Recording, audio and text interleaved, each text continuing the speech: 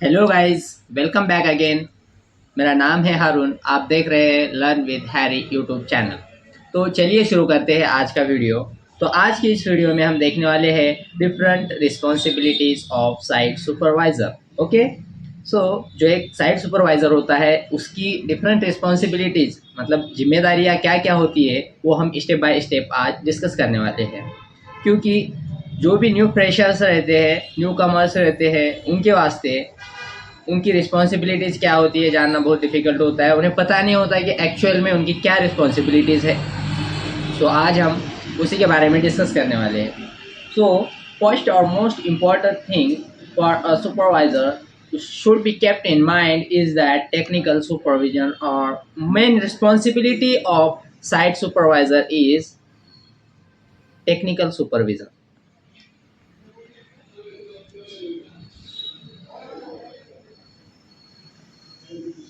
Okay. Technical supervision एक बहुत ही important thing है जो कि एक सुपरवाइज़र को करना होता है। क्योंकि जो भी टेक्निकल वर्क किया जा रहा है लाइक प्लानिंग डिज़ाइनिंग जो भी है ये प्रॉपर वे में हो रहा या नहीं हो रहा है ये सब चेक करना उसकी जिम्मेदारी होती है। ओके। तो ये बहुत इंपॉर्टेंट फैक्टर है टेक्निकल सुपरविजन एक साइट सुपरवाइज़र का। Next one is prepare requisition for different materials. Okay. requisition for different materials.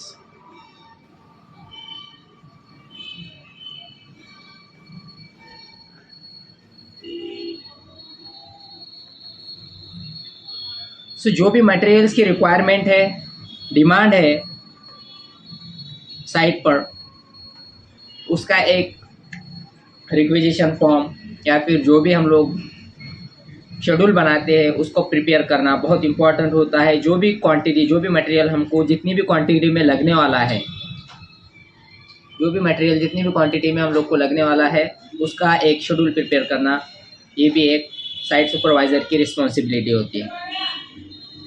Third one is requirement of different materials for construction. Different materials. Requirement of different materials.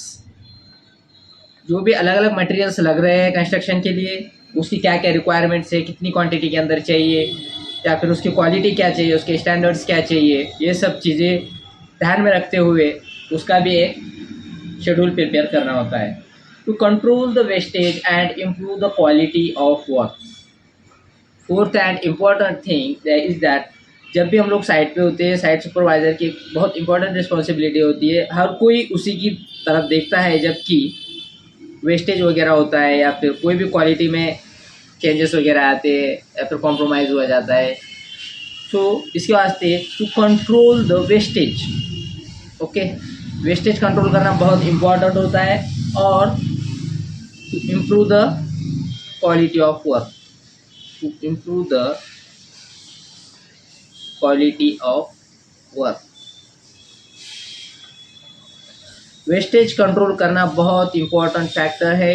इसके अंदर जो भी हमारा wastage होता है like steel का wastage जो भी रेज़ा निकलता है उसको एक प्रॉपर वे में जहाँ पर भी उसकी रिक्वायरमेंट है, जहाँ भी वो फुलफिल कर सकता है रिक्वायरमेंट वहाँ पे यूज़ करना वेस्ट को या फिर प्रॉपर वे में मैनेज करना ये बहुत इंपॉर्टेंट होता है।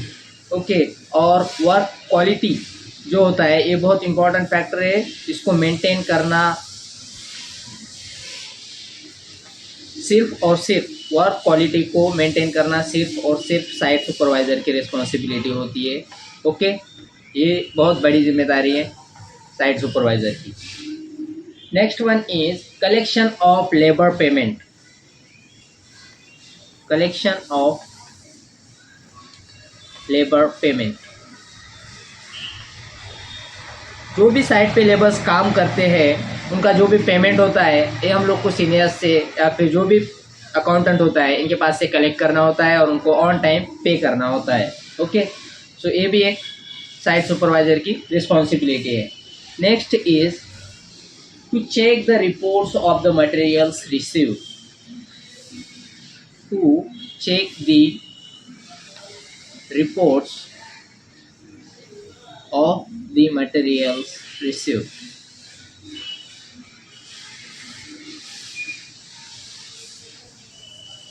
ओके, जो भी मटेरियल हमने रिसीव किया है, हम तक पहुंचा है, उसके रिपोर्ट्स जो भी होते हैं, उसकी क्वालिटी जो हमें चाहिए थी वो है या नहीं, वो रिक्वायर्ड क्वांटिटी में अवेलेबल है क्या नहीं, ये सब चेक करना होता है। ओके, और उसके स्टैंडर्ड्स जो है, जो भी हमने स्टैंडर्ड्स के अकॉर्डिंग उसको ऑर्डर किया था, वो स्टैंडर्ड्स मैच करते हैं या नहीं, ये सब चेक करना, उसके रिपोर्ट्स निकालना, ये भी एक साइट सुपरवाइज़र की जिम्मेदारी होती है।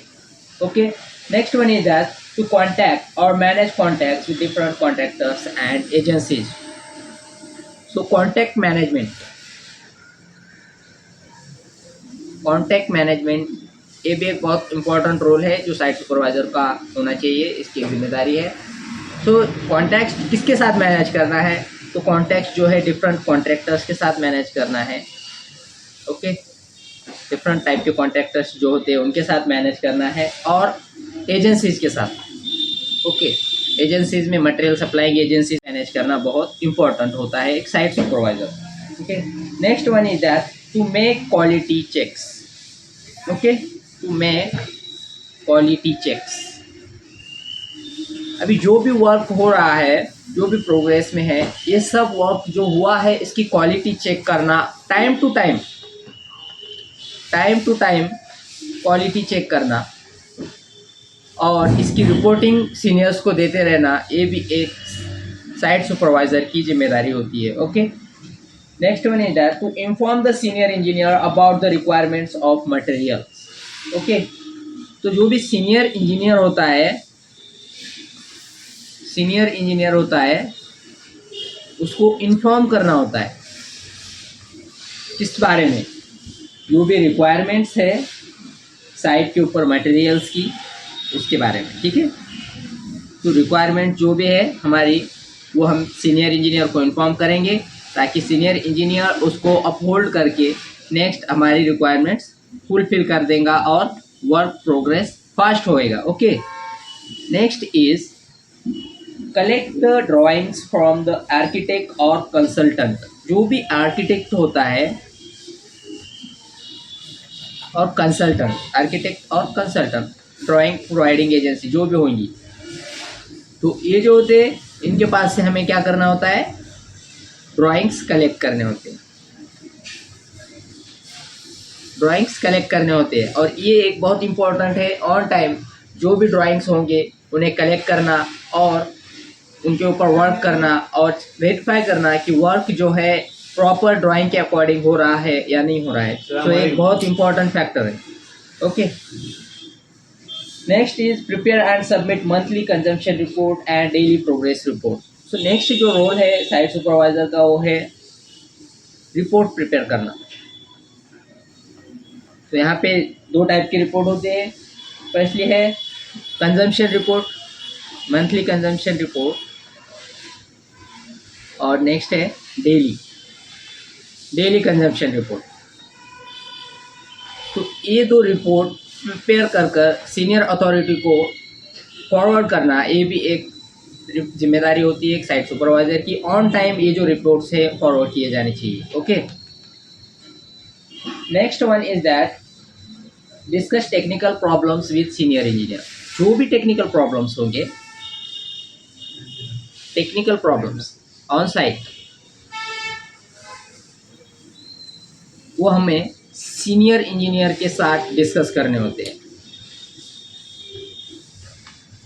ओके, जो भी सीनियर इंजीनियर होगा, जो भी हमें टेक्निकल प्रॉब्लम्स आई है साइट के ऊपर, जो भी साइट प्रोग्रेस में उसके अंदर जो भी टेक्निकल प्रॉब्लम्स आई है, तो ये सब हम लोग को सीनियर के साथ डिस्कस करके उसके ऊपर प्रॉपर सॉल्यूशन निकालना होगा और उसको इम्प्लीमेंट करना होगा। ओके, ये भी एक जिम्मेदारी होती है।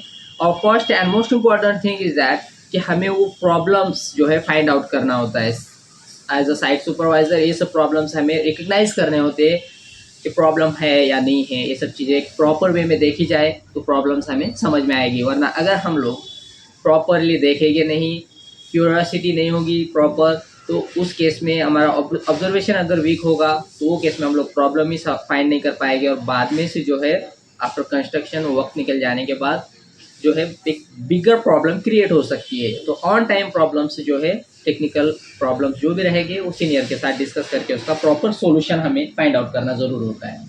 And assist senior engineer in preparing bills. Okay, senior engineer के साथ असिस्टिंग सीनियर इंजीनियर, जो भी सीनियर इंजीनियर होगा आपका, उसके साथ जो भी वो बिल्स वगैरह प्रिपेयर करते हैं उनको असिस्ट करना एक आपकी जिम्मेदारी होती है. ओके, और उनके साथ वर्क करने का एक चांस मिलता है आपको, ताकि आप सीख सको कि एक सीनियर इंजीनियर है उसकी भी रिस्पॉन्सिबिलिटीज़ क्या क्या होती है. Okay, so thank you for watching guys. यहाँ पे हमारा वीडियो एंड होता है. थैंक्स.